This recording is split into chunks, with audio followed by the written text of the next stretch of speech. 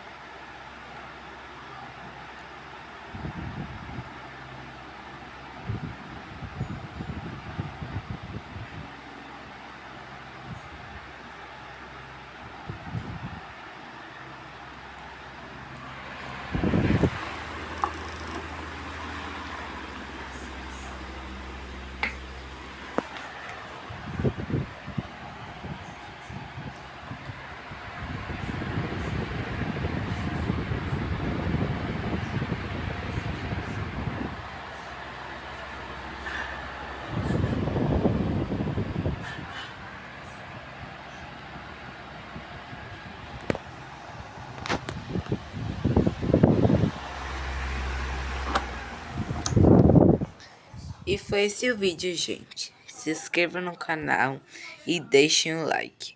Valeu, falou e tchau!